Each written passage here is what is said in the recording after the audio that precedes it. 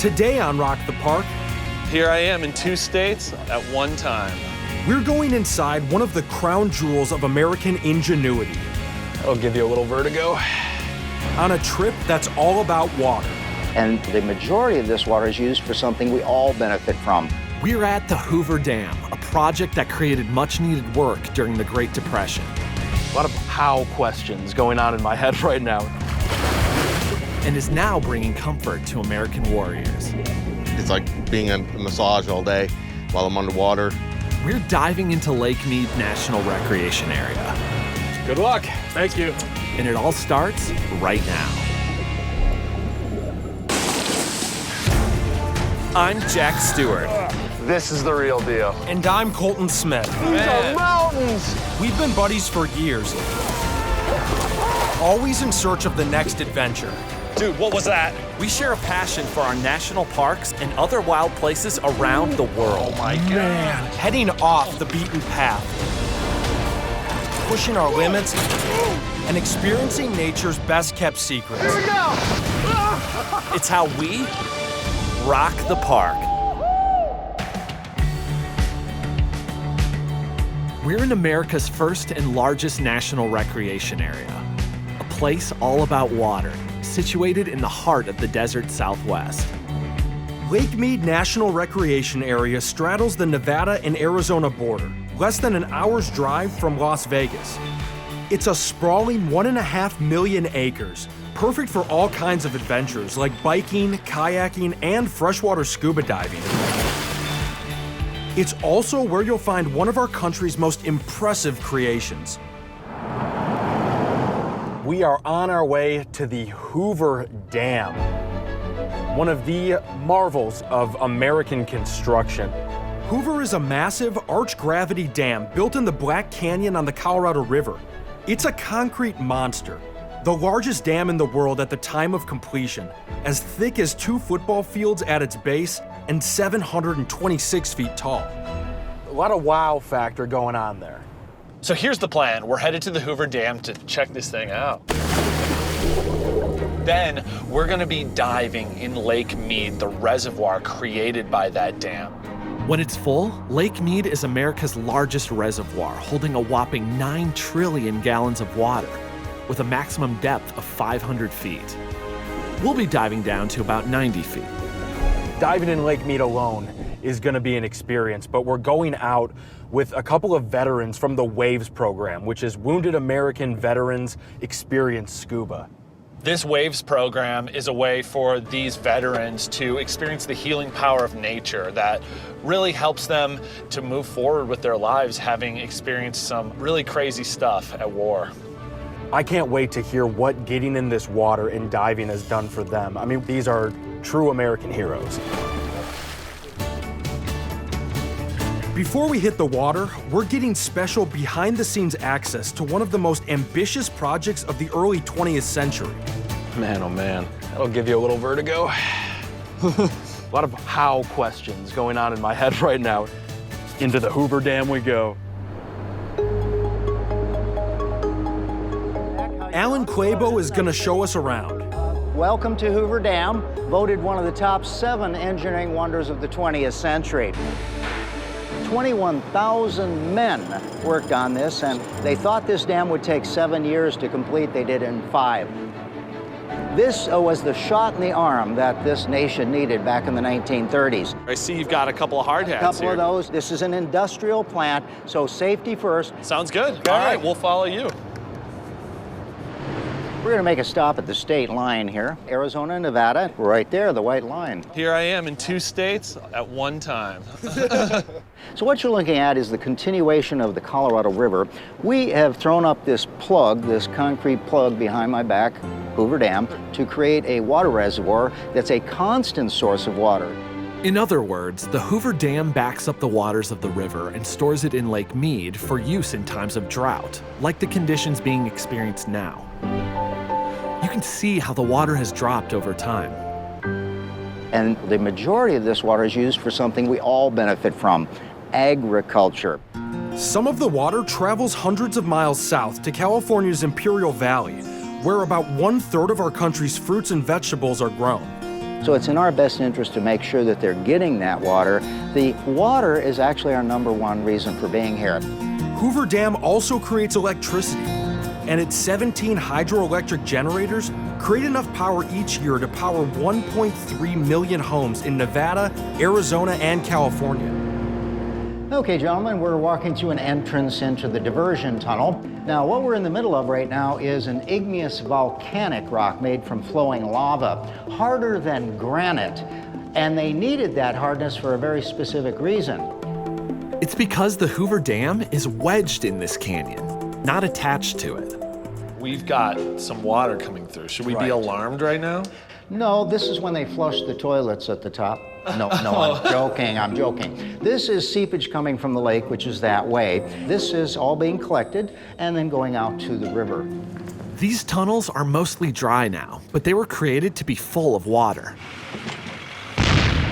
Pathways blasted into the canyon using millions of pounds of dynamite, so the Colorado River could be rerouted while they made the dam. What was the first step here, okay? It was to get that river out of the way. So, simply put, they built these diversion tunnels, which would then carry the water around while they were able to build the dam. Then they could start on the dam. And I assume that's kind of what we're looking at right here. Right, that's the dam rising in the desert. Crews worked around the clock for 2 years, pouring the concrete into columns that would become the massive Hoover Dam.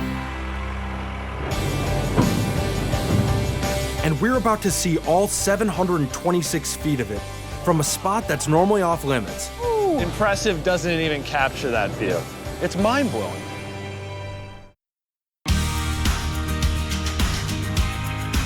We're on the border of Nevada and Arizona, touring the Hoover Dam, an engineering marvel that provides water and electricity to millions of Americans. And we're about to get a view that's normally off limits to visitors. This is the $1 million view of the dam. Oh, yeah. Woo! Impressive doesn't even capture that view.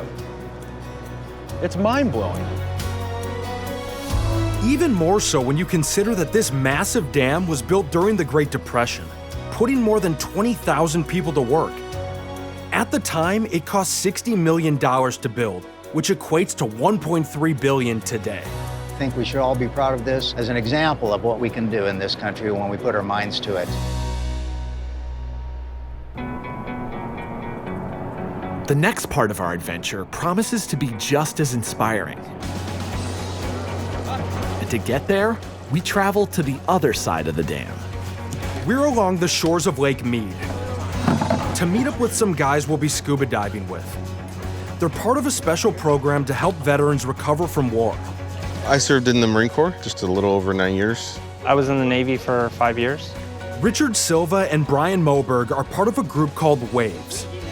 Thank you both for your service to our country. Could you explain a little bit about what Waves does and what it's all about? WAVE stands for Wounded American Veteran Experiencing Scuba. I'm a wounded vet, so I have a lot of implants. I have a neck fusion, back, leg. So being underwater, just that weightlessness is just awesome. So it's like being a massage all day while I'm underwater. Very amazing. calming, very relaxing for me. Not only that, but since they also certified my wife, it actually helped our marriage. It helped us communicate better. And my wife tells me, she knows when I get pent up, like, hey, you need to get in the water. Yeah. You know, you need to get in great. there and you know, do some diving. When I come back, I'm a better husband. I can function better. Wow, that's incredible. Veterans with brain trauma, amputations, and post-traumatic stress all have experienced the healing benefits of scuba through this program. Members that they're claustrophobic. And you would think putting a hood on and goggles and going into darkness would increase that. But for whatever reason, there's some great peace when you're just hearing yourself breathe. Yeah. It's the only thing you hear down there. And you just calm, you get in your little zone. Just worry about being in the moment, and that's, for a lot of us with PTSD, that's the key. Add to that, for me, when I got out of it, you lose a little bit of your purpose of what are you doing on your day-to-day. And joining Waves, serving the rest of the public is another way to continue our service. Here at Lake Mead, that service is done by working with the national park to check out future dive sites. The National Park's going to open up a recreational dive site for anybody who's certified to go experience. And around this bend over here, there's a plantation that they were using to build the Hoover Dam. Before the dam was built, several towns, countless roads, bridges, and factories were located here. So when they dammed up the river, all of that ended up underwater in what is now Lake Mead. So you're saying this was a hub for the workers while they were making the Hoover Dam? This is where they made the cement, and now it's 90 feet underwater, right? Oh, wow. So we got to measure things out, see if there's anything kind of protruding that we need to get out of there. We got to make sure it's safe. That's what's awesome, giving back. That's pretty cool.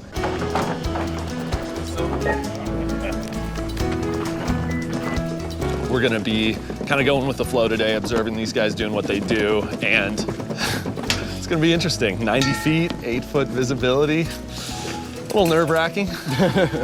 This is gonna be a lot of fun, but I definitely still have those pre-dive jitters. As we're pulling away from the dock, we hear what almost sounds like a few toy horns. It's actually a few American coots near our boat. Although the coot looks like a duck, it's actually an aquatic bird with feet that on land make it look more like a chicken. It survives, though, by eating aquatic plants. We can see our dive site from here, basically in front of that concrete structure. We're dealing with the National Park Service and military guys, so they are long gone. They're on a regimented schedule, and we're trying to keep up. The wave team calls what we'll be seeing a mission-oriented dive. Today's objective is to take measurements and create a dive site map. You got the game plan in front of you. Yeah, so these are train tracks. That's awesome. Yeah, Okay. and there's kind of this wall around. That's what we're measuring. Visibility in Lake Mead is already low because with very little current, sediment just hangs in the water. So we need to avoid kicking up more sediment from the lake floor. We're gonna try to descend with your team. So there will be an orange line for us going this way. Okay, well, we'll let you guys do your thing. We'll see you down there. We're good to go. Yeah, all right. Yeah. Thank you. 5 minutes. With limited visibility, one thing you don't want is mass problems. You look pretty foggy. But I've got them. He needs defog. And things are about to go from bad to worse.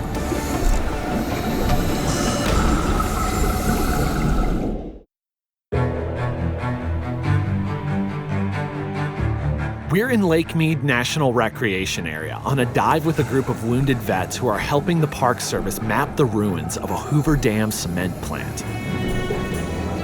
We're about halfway down in 40 feet of water when Colton starts having big problems. It's frustrating. Yeah. I don't know. It seemed like there were issues from the start. Yeah, right away my mask was a problem, fogging and filling with water. I didn't quite know what was happening, and so at first it was like, no, I think I'm good. Let's continue down, and then I was like, something's not right. I got a sudden sharp pain right in my left ear. That really hurt. Yeah. And so I was just a little like shaken as to what the heck was that. Well, let's talk it out and see what we can do. Thankfully, these guys all do 2 dives, so we'll have one more shot at this. While our descent ended abruptly, members of the Waves team completed their first set of tasks. Great dive, man. As a team, we did fantastic, and we got almost all of the measurements, and we really only have to double check 2 of them. In the meantime, we're concerned about Colton. Ear pain is troubling, and while it's a common issue in scuba diving, often caused by the change in pressure experienced in a dive, diving even deeper could be dangerous. So he's gonna sit this out. Round 2, I'm gonna go with our camera operator, Tony. Yeah, let's do this. Rock the park. Cool. Good luck. Thank you.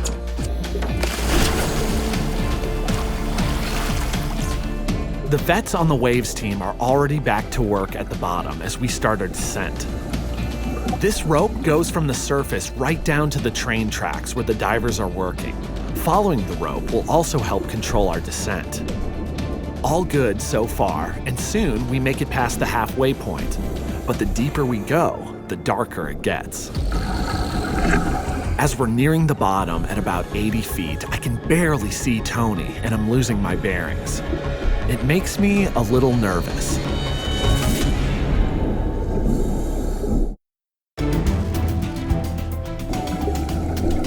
We're diving in Lake Mead near the Hoover Dam and watching a group of vets surveying the submerged remnants of a concrete plant. Colton's sidelined at the surface with ear problems, but I'm nearing the bottom, about 90 feet below. It's really dark down here. For a moment, I get disoriented and a little nervous. But then I catch a glimpse of a team below me, and that helps me get my bearings. I'm ready to let go of the rope and explore on my own.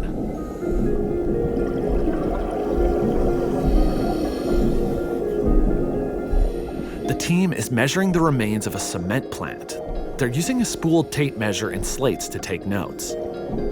These measurements will be used to create a map of the future dive site, which will include these old train tracks.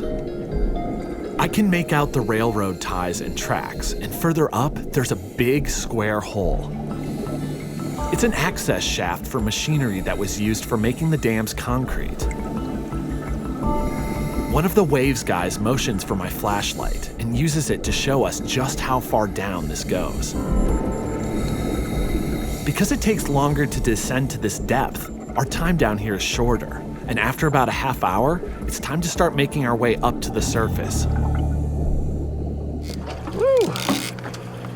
That was pretty wild. Yeah, I can only imagine. I mean, just going down to 40, seeing the line basically just disappear. It was so dark and scary that I didn't want to let go of the rope. And then I just decided, like, okay, you're fine. And from there, I was able to relax a bit and enjoy it. I mean, I had respect for what you guys were doing down there ahead of time. I have so much more now, having gone down there. I don't know how you get anything done. The importance of training. We're all trained up to speed, making sure we have the proper equipment that we need for down there. And so when we go as a team, I mean, we're pre-prepared. Other than that, it's just trying to stay off the bottom and get the good measurement. It's definitely not easy. We're double checking our work just because it is so hard to see down there. But luckily, you know, thanks to Waves, we get to dive frequently. Keeps you on top of your game, and we're able to get it done. That's what it's all about. So Yeah, totally. we're giving back, not just for veterans, not just for the dive community, but for everybody to enjoy. Whoever wants to go down there, that's what's awesome. So cool. I gotta say, Lake Mead and the Hoover Dam wasn't on my list for a long time, and it should have been. You don't have to travel far to experience two completely different worlds and stories. Yeah, it was so cool getting that tour of the Hoover Dam. I mean, it was so fascinating to learn how much went into it. It was truly an all-American effort. And the biggest takeaway for me is that it's not about the power lines and the electricity coming off of that, it's about the water. Making sure that there's water going to places where it needs to go. This trip in general was just about some really big, important things. It was so cool to be able to go dive with those guys and really see what the Waves project is all about. I mean, we've always talked about the healing power of nature, and it's so incredible to see firsthand how something like scuba diving can change someone's life. Just to see where they are today, just happy, excited, and this purpose and what they're doing here at Lake Mead. And that was tough diving today. It was so dark, so freaky, and to see those guys down there getting work done really pumped me up. It's just impressive. Well, man, we had a great trip. It's just another awesome place to come back to. Yeah, the national park system, always full of surprises. And the surprises aren't just nature at its finest. Sometimes you'll find American ingenuity and service at its best too. And remember, if we can do it, so can you. So the next chance you get, go out and rock the park.